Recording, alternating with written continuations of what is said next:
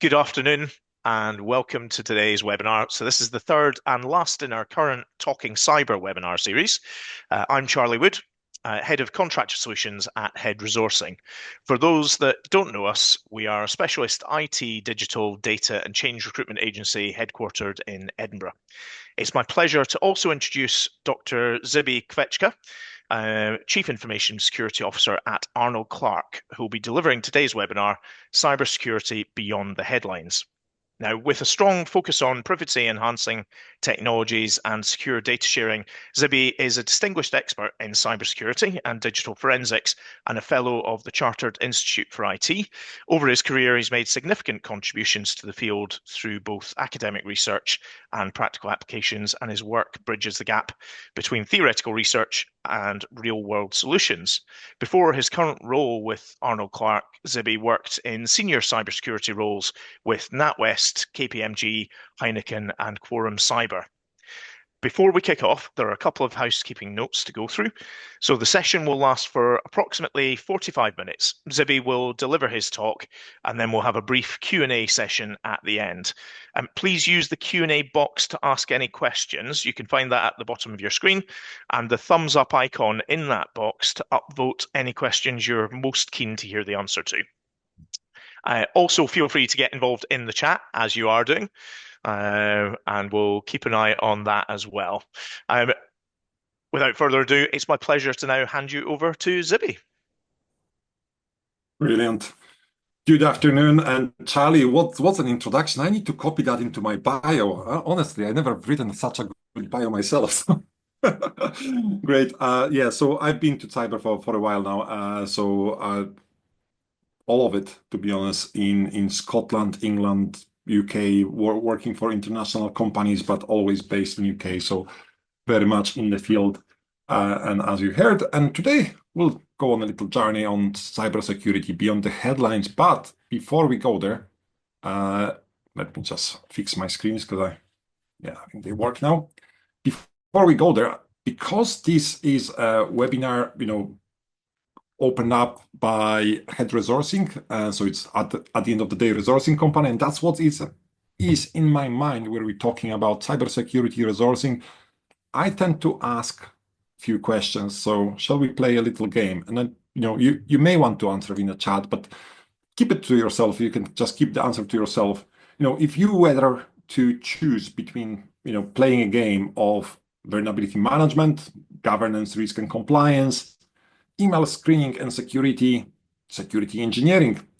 That's the top solution, top choice in this slide. And the second option is threat hunting, reverse engineering, offensive security, or an 8-bit game of global thermonuclear war.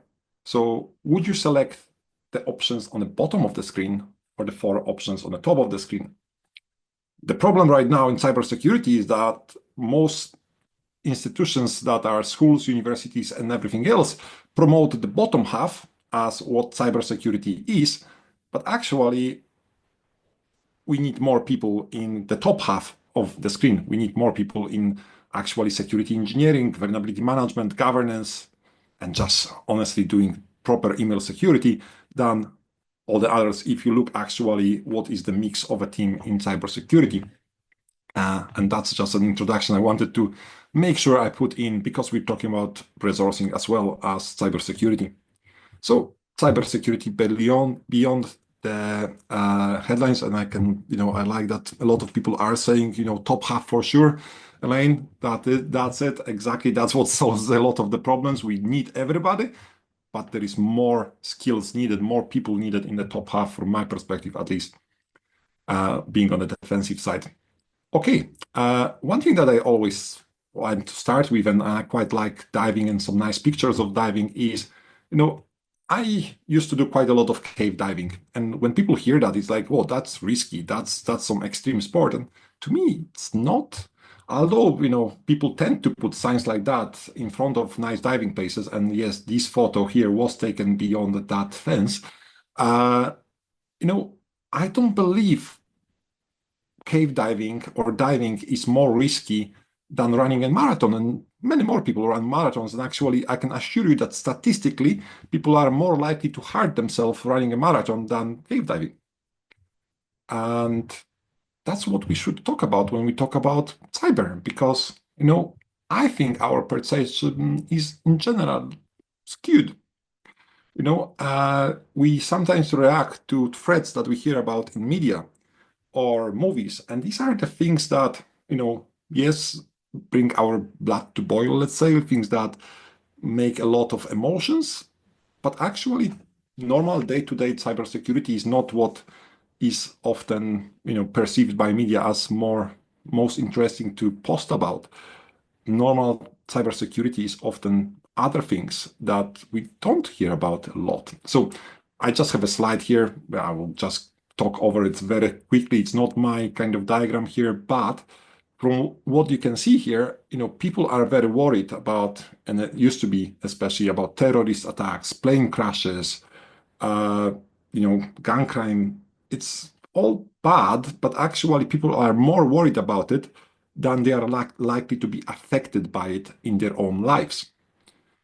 People don't talk enough about things like, pedestrian accidents. Fortunately, UK is fairly good in statistics, but still, it's more likely that we're going to be affected by an accident as a pedestrian than a terrorist attack. Yet, the protections and things that we hear in media are not exactly the same. So, is it the same in cyber? I think that's often the case. We sometimes overblow, the risk of certain cyber threats and downplaying some others. So it's quite an old one, Maersk. I think a lot of people on the call will be cybersecurity professionals, are cybersecurity professionals. So you probably recall that NotPetya was a wiper kind of malware created in Russia to affect Ukraine that eventually spread all around the world, affecting the companies just like Maersk, who is a global company that had only one PC that was using Ukraine tax software that was maliciously altered by activity that is linked to Russia. And that was back in 2017. And what is interesting, what I want to talk about today is we probably, if you want to look at a good write-up of the event, it's in the Wire magazine. It's free to see. But basically, after one PC on their network got an update with that malicious software, that then propagated to all of their computers on the office network within a few hours, maybe 2 to 4 hours. All of their machines were, dead, to the point that actually to stop it, the IT teams were running down the corridors, shouting to people, plug, turn off your machines, rip the cables out. They had to jump the turnstiles in the buildings because the turnstiles were also connected to the same network, the same devices. So it was very big for them.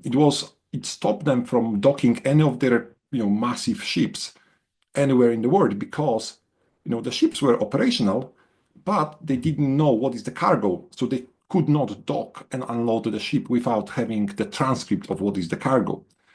Huge event for them. It cost them 300,000. Sorry. So it was 300,000. Let me double check that because I think 300 millions to recover. Exactly 300,000 would be far too small for a global organization. Got the number wrong. So 300 millions to recover and to bounce back. And you'd think, wow, that's surely affected their stock price, that surely affected them long term. And actually, when you look at it, that was when it happened about 2017. You look at it afterwards, it's a much stronger organization after the hack than it was. Obviously, probably COVID helped them with everybody shipping things from abroad, but still, they are a very strong organization. And a cyber attack that wiped all of their network and they barely recovered just because they had one of their data centers down in Africa where they had a copy of their AD. That was the only way they recovered. That did not bring them to their knees. The company stayed alive. And sometimes when cyber professionals or people tend to talk about cyber, you say, no, cyber event, it's a catastrophic event that's going to shut down your organization. Is it true? Not necessarily. There is another one I like to talk about, and again, it's an old one. I quite like those older events because the trends in cybersecurity stay very much the same. Honestly, if if you take a zoom out and look at the picture, in 2009, company called Roku that was creating games for Facebook and Bebo was hacked, but it was just an SQL injection attack by a guy uh, calling himself IGIGI. And he contacted the organization and said, guys, you've got an SQL injection. I want you to patch it and tell your users that, you've got a hole in your security. And they ignored the guy. They eventually, when the guy published, make some noise about the hack, they eventually closed the gap, but they never told the users that anything happened. They just say to user, we had a security gap, we closed it. What happened? IGIGI actually took the whole of their SQL database, at least the user portion of it, with all the passwords that the users had, and he was in possession of that, and he was thinking, what do I do to show this organization that that's not the way that they should behave? So he actually published all the passwords online without the usernames. So if any of you, is playing offensive security, or anybody here ever tried to break a password to a computer, they would try to use, kind of a brute force tool. But those brute force tools sometimes also use dictionaries. And the first ever dictionary for password guessing tools was from the Roku breach. They're still about. It's probably one of the best files that you're going to find. And actually, this is the breach why we know that people don't put secure passwords in, they put QWERTY in there. But why do I talk about it? I talk about it because Roku actually, eventually, because they were dependent on Facebook and Bebo to give them the access to the users, they didn't have their own user base. Facebook and Bebo have cut down the ties with them a little bit. They locked down to what they could access. They locked down the stream of users coming to them. And eventually, Roku had to shut down. It took them a lot of years, but if you look at the profits, they went down very quickly. The company had to fire a lot of people. So, again, this company had a breach, wasn't properly shut down straight away, but there was another thing that happened that shut them down. And there is Cambridge Analytica as well. They didn't have a cybersecurity breach, but they are in an IT and cyberspace. Cambridge Analytica, if you don't recall them, was a company that in 2018 was busting about, being able to predict the results of elections, but actually quietly what they were trying to do is to steer them. So if you look into it, they apparently helped in Brexit to happen, and also Donald Trump to got to power because of their analytical power and being able to skew public's opinions. And they never had a breach, but they were reported to the ICO and other organizations for what they were doing. There was also an investigative journalist that went undercover from Channel 4 that recorded some of the conversations with high up people in that organization. And at the back of it, the ICO sized all the servers they had and all the equipment they had. And within days, pretty much, they cased to operate. There was no breach. There was, nothing ever was proven to them. Yet the company folded because Facebook cut them off, and also they had all of their servers sized, and taken away from them. So it's like, okay, so what really kills an organization? I really want you to think about it because that's what we're trying to protect the organizations from. And I hope that by now, when I ask you the question, what does not kill a company, out of those options, lack of cash, being ordered to close, bad press, and a breach, you're probably going to now hopefully answer that a breach directly will not kill an organization. What I always say to organizations I work with, it's the cash flow, the lack of cash flow that can kill an organization. So the organizations that are the most at risks are those that are kind of operating day to day. They don't have enough money to sustain themselves if they would case to operate for a month, for example, because a breach may take you out for a month. And also, obviously, you may be fined at the back of it or even asked to close if you don't do the right thing for the users, if you don't protect their data. But the first thing that can kill a business in cybersecurity is the lack of cash flow. So then the question whether you should insure yourself for the event of cyber breach or not depends whether you're a cash rich organization or whether you actually need the money to operate and you wouldn't be able to pay thousands of pounds for an incident response company to come in and help you with a breach and then be able to sustain the customers and be able to pay your employees for about a month or two when you actually can't operate sometimes, and some organizations even longer, depending how badly they're hit and how well they were prepared. So that's where we're getting. And now I'm going to introduce something else as well. There is something that kills businesses, and there is a path at which you it's hard to get out of it, and or actually something that once you get into it, it's hard to get out of it. And it's something that it's called the death spiral. And it comes from, the language that the pilots would use or, the aviation would use. Once a plane starts a downward spiral if something happens wrong, the chances of it recovering are minimal.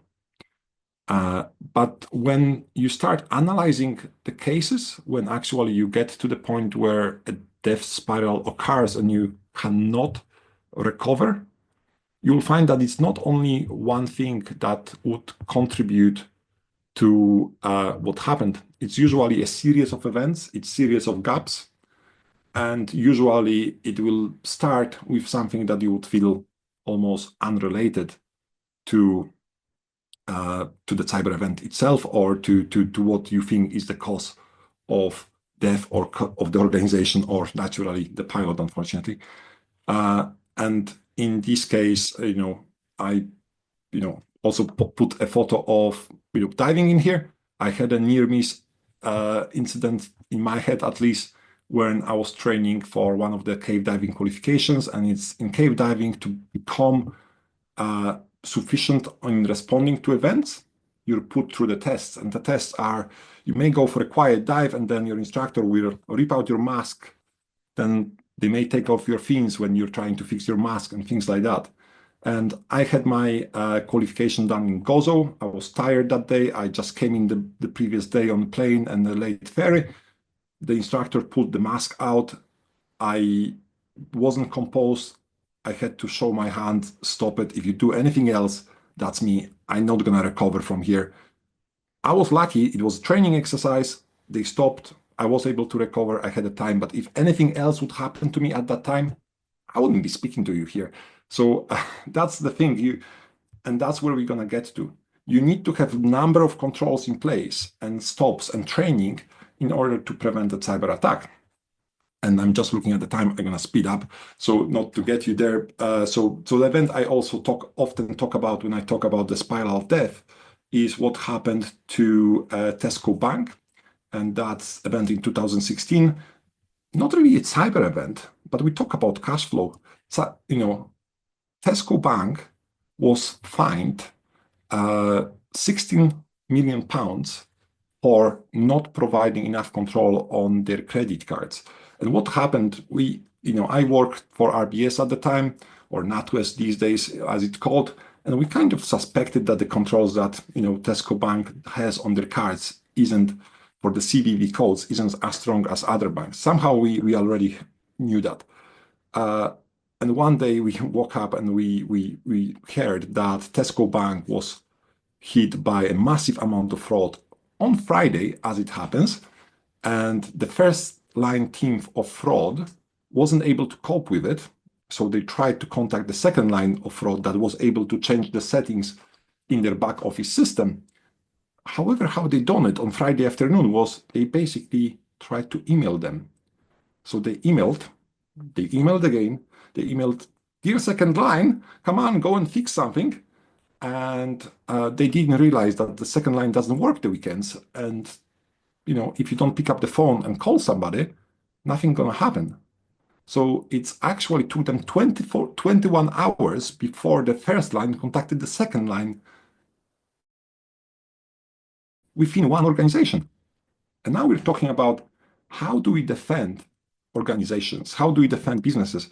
And often the problem is we don't practice enough defending the organization, and we don't talk to each other enough. We don't have enough controls, and people operating those controls do not talk enough to each other. So I think, just in the interest of time, I will, just get you to some questions. Are we on this call? And don't have to answer here in the chat, but what is the most likely initial vector right now for an organization to be breached? And if you read enough articles or you listen to enough things, you would have probably said phishing. And to a certain degree, I agree, but statistically, it still exploits. And it's been like that for the past 20 years. As long as I know, the first way the organization gets breached is by having vulnerable external services. And yet we don't talk about it as much as we talk about phishing, which only equates to about 17% of that. We often also talk about third-party compromise, where according to some statistics, it's only 2% of the breaches that occur. Obviously, when they happen, they may be huge, and actually that's being breached through a third party. A lot of the time, it's the third party being incompetent that gets us. So that's another thing. But I still think that, thing number one is, do we understand what we're protecting against? And I would say, what you need to do, you need to protect against exploits than phishing. There are some things about the average dwell time that I'm not going to go into, but at the same time, what we need to look at is we're not likely to be hit by an average attacker as well, some depending on your luck. So what is being hot just now, what you should be protecting yourself against is phishing. You probably heard about the attacks on the casinos in the States. That must have been 2 or 3 years ago, where big casinos have been, somebody found the support line. They managed to this way get their accounts unlocked and passwords changed. And that's how they breach big casinos. If that can happen to them, that can happen to your organization. So make sure that people that can answer the phones to a support line or accountant or somebody like that are prepared to respond, are prepared that somebody may try to lie to them and social engineer them. So that's the statistics for phishing for the last year alone. You can see that it grew quite a lot last year. And what is interesting, there is a nice tactic that people are being done with, a lot of users. So there is somebody sending a lot of spam to the users from different websites. So they fill up somebody's mailbox and they know the phone number for the user. So they're going to phone them, maybe from a breach or something else, and they're going to phone them, hey, it's support. We noticed some unusual activity on your mailbox. We want to help you with it. And obviously the person is ready to respond. It's like, yes, I've been seeing that for days. My mailbox is being spammed. So we're going to help you. So obviously at this stage, they gain trust of the user that it is help that's trying to help because somehow they knew that about the problem. The user lets them in through a tool like TeamViewer or another kind of genuine remote access tool that you can get online. And they've got probably about 3 to 4 minutes to keep the user active and talking while they've got access to install whatever tools they want so they become back to their servers. So that's quite a common technique. Again, nice new technique. How do you prepare yourself to it? And I'm just thinking, there is so much of it. I'm a CISO. How do I get my head around everything? What's going to happen? How I can protect myself from it? So in order to do that, you need some methods. If you're just going to go by what's in the headlines, if you're just going to go by what's hot just now, you are going to miss what is going to be hot tomorrow. So we always think that tomorrow comes something new, and it is. There is something that Don Smith from SecureWorks said. I used to work with Don, but he said that on one of the presentations, and I agree, 100%. It was something that was always in my head. He says, I went away for a holiday for a week, and I came back, and the field looked totally different. There were different attacks people were trying something new, and I was like, whoa, what can happen just in a week? And then he waited another week and then he zoomed out, look at it in a bigger perspective. It's like, actually, what happened that week happened, 5 years ago and also happened 20 years ago. It hasn't really changed. It's maybe getting smaller. It's maybe getting more sophisticated, but it's still the same attacks, just changing. So if we're preparing today for what the attacks we had see today, we're already too late to a certain degree from my perspective, and we need a method to get there. And it's something that it's surprising or unsurprising to some. Uh, it is about knowing who is your adversary, first of all. So going to some CISO game plan. It's when I come into organization and I want to be able to strengthen that organization, I try to imagine, okay, so who are we playing against? Because we're not just playing against computers and natural events. We're playing against humans or defending ourselves because we're not really against those people. We're just defending ourselves if somebody attacks us. Honestly, I'm not against anybody provided they don't attack me. And people I like and love. So if I join an organization or I support them as a consultant, I get to know the stakeholders, I get to know the business, and I try to understand who would attack the business. Obviously, these are the typical options, nation states. And I always say to most businesses, and now it's less and less the case, but to a lot of businesses, nation state is unlikely to attack a small business in Scotland unless you've got links to the government or research. So if you're a university, for example, and you develop vaccines and have links to the government, you will have nation states in your network. If you're not trying to look for them, they will be there already. But if you're a small manufacturing organization that doesn't have any links to the government, doesn't have any links to the power, you know, typical nation state won't attack you. There may be nation states like Korea, North Korea specifically, that is trying to gain some funds for their operations through criminal activity, but then I classify them as organized crime gangs because they behave in the same way. There is a difference how different actors behave, and nation states will usually go in and stay in the network and listen for things and try to basically do an espionage activity. They're unlikely to actually do damage unless they're ready to do big damage for a specific reason. Where organized crime is usually there to, get the funds, get out. That's usually the model there. And how you protect against the two is different. And for a normal organization, an average organization, you need to focus on those organized crime gangs.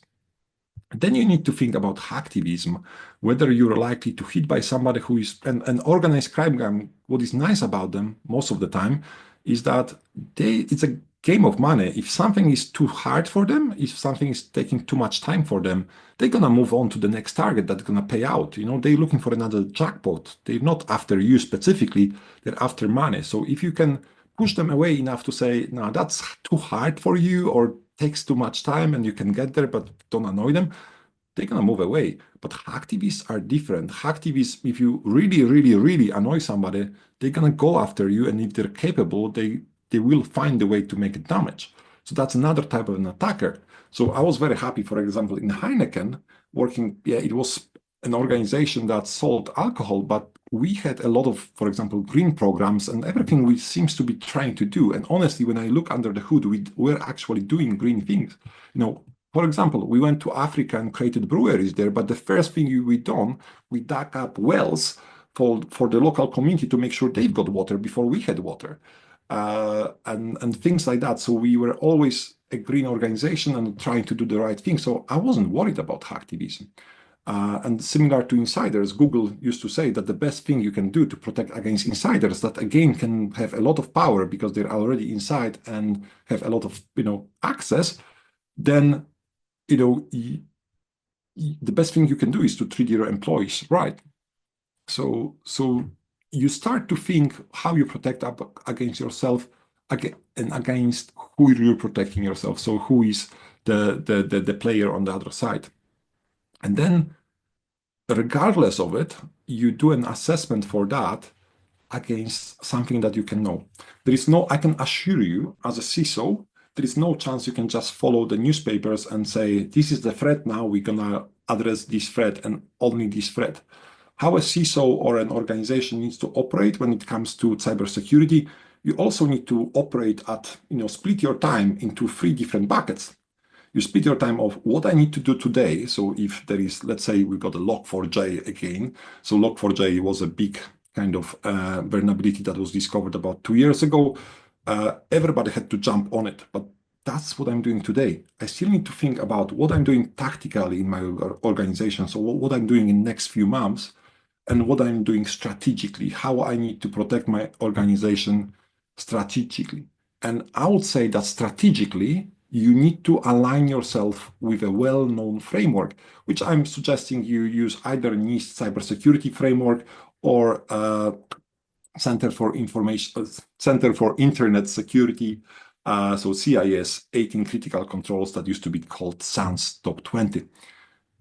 Use one of those or something similar as your internal compliance kind of model where you don't have to hit everything at the same level, but you need to use it as a checklist to know, are you generally protected in all those areas? Because that provides layers of security. It talks about whether you can identify what's wrong, whether you can protect yourself, whether you can detect when something is going wrong, and whether you can respond to it. You need something like that because otherwise you're just gonna go mad. And that's what pilots do if something wrong has happened. They're gonna pull out a checklist and say, check flaps, check that, check for fires, do other things. It's a well-known thing that you need a way of making sure that you're not missing something. And what I would suggest strategically, you must align yourself to something like that.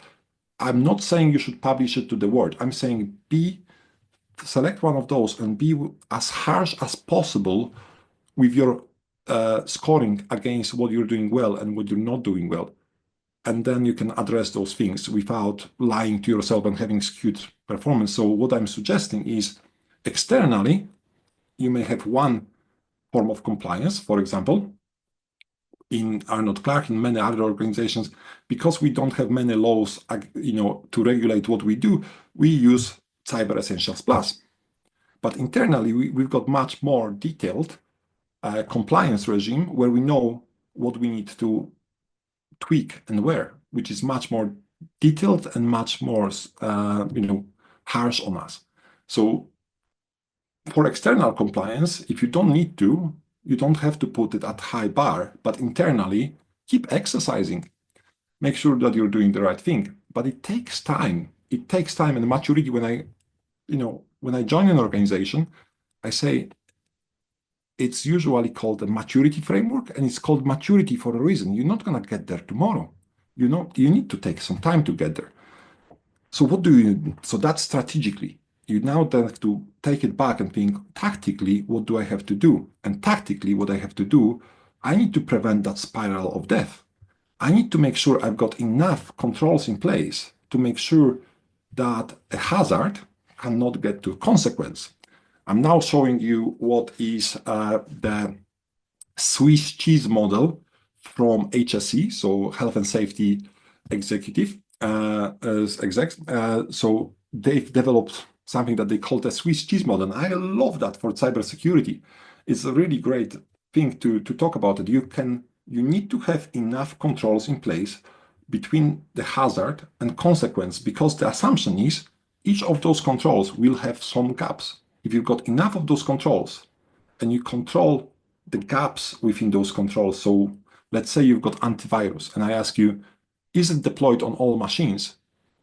What I mean by the gap is you've got control, so antivirus or EDR, which is endpoint detection and response tool.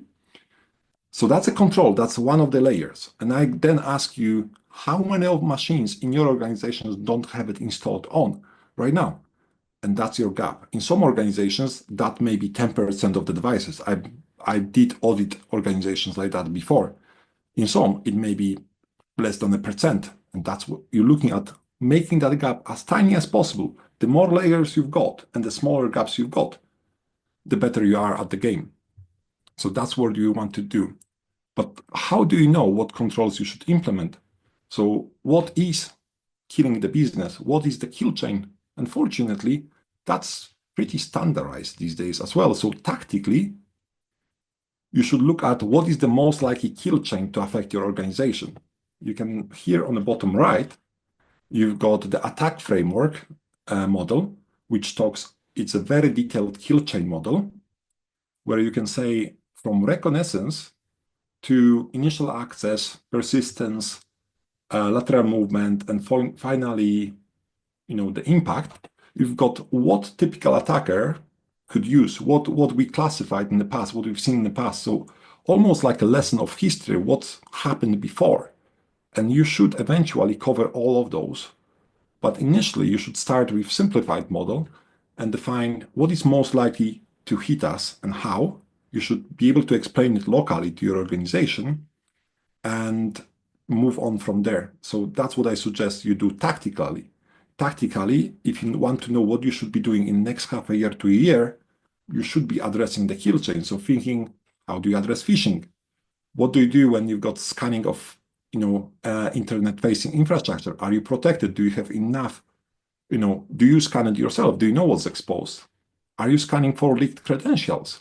What happens if somebody clicks on a phishing link?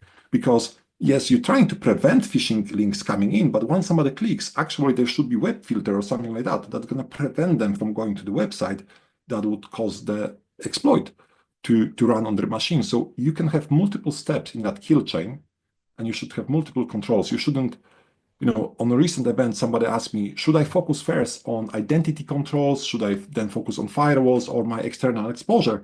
And my answer was yes, which means all of it. Unfortunately, you need to find what are the key elements of it and address them systematically. So that's kind of thing. Obviously, it changes a little bit when you talk about OT environments. Make sure if you've got any OT, so computers that do not necessarily do functionality for just processing of text and data, but actually connect to something big like a valve in a production plant or something like that. Disconnect them from your Active Directory, disconnect them from your network, keep them behind firewalls, don't talk to them directly. That's my advice. And then, you can use something called Purge model about how those devices should communicate. So that's a very much helicopter overview. I'm running out of time. I'm just going to say a few things at the end, because at the end of the day, this is a kind of recruitment-driven organization that invited me to talk. First of all, if you want to screenshot anything, I would say screenshot this slide. It just says common ways that an attacker can get you in, how you should avoid the soft middle of the organization, and how do you prepare for an event? What kind of events are more likely to hit your organization? What are services that you are most likely to need from outside the organization? So first line SOC, usually you outsource it. Incident response retainer, you will need it. It could be built into insurance, but almost all organizations will need incident response retainer. Insurance, that depends on your cash flow. So that's what I would advise to any organization and anybody thinking about leading cybersecurity to look at. Then some considerations from recruitment and human things is like, if you're a cybersecurity expert and you may know something that other people don't, it doesn't really matter. You still need to get along with everybody. They know something that you don't know. You know something they don't know. You need to agree your versions. You need to be able to talk to anybody on any level of organization and agree what makes sense and what doesn't. Because you should never escalate up to make somebody make a decision, because both parties then look a little bit silly. So ideally, you would be able to explain to people what makes sense, what doesn't at any level of organization. So I recommend you try doing that. And it doesn't mean that you need to be able to do it yourself right now, but in a few years' time, you should. So for any organization and any individual, I say get yourself a path, try to decide who you want to be or what you want to be doing in 5 years' time, and you can be a different person. And obviously, as an example, I give that guy, Arnold Schwarzenegger. If that little guy can become Miss Universe and then decide, oh, I want to play in the movies, and without knowing English goes to America and plays in movies, and then finally gets to be very eloquent guy from the guy who used to say, I'll be back, and that was the maximum, to the guy that was very eloquently addressing his comrades in Russia about what's going on during the war with Ukraine. I think everybody can grow, an organization can grow, and you can grow. And the books I recommend are these lot. I'm gonna leave them here on the screen, and that's me. Sorry, guys, I took 43 minutes of your time already. I hope you enjoyed it. I like feedback as well. So for feedback, feel free to just contact me on LinkedIn. If you look for Zibby, there's not that many. That's fantastic, Zibby. Thanks so much for that. That was excellent. I'm sure everybody got a lot from that. We've got a couple of minutes to go into a couple of the questions quickly. So Sandra was asking how often you suggest reviewing that threat assessment or that assessment, as it shouldn't be a one-off. Would be good if embedded in all change programs. So, what are your Yeah, that's thoughts? that's a very good very good question. So I would say when talking about a framework, when we talk about that strategic alignment, what I tend to do, and I've done it in multiple places now, I then link it back and create a RACI or RACI, depending what I sometimes have, you've got RACI or RACI. Sometimes call it RACI because you've got S for supporting somebody else as well. So basically, you create a model where you know who is accountable for a given control, who is actually responsible for the control day to day, who should be informed that the control exists and how it operates. And you basically go through that huge checklist, which is the compliance regime, and you list the teams that you've got in your digital team and the wider organizations, because you may link to the data protection officer, you may link to procurement, you may link to the PMO and say, this is your responsibility. That is the control that you are responsible for in this chain. And obviously there could be some controls that multiple teams are responsible for. And in this case, the accountable person for that control would be the person that joins all those teams in the hierarchy. So that's what I would do. And that Excellent means stuff. that you should do it 24/7. That's becoming the part of this team job to do it. Yep, brilliant. Thank you so much for that, Zibby. We have hit time, so a massive thank you to everybody for attending. Zibby, thank you so much for sharing your knowledge and insight. We could have doubled the time. That was brilliant. Keen to do that again with you.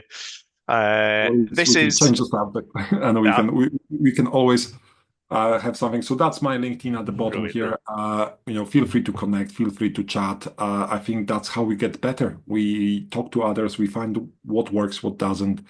Be the best human being you can be to your community, and it comes back. Absolutely. That's brilliant. This is the last in our current Talking Cyber webinar series. We'll be kicking off our next webinar series, Talking Data and AI, in May. So keep an eye on our website and LinkedIn for the dates. We'll hope to see you again then. Thanks again, everyone, and enjoy the rest of your day. Okay. Thank you.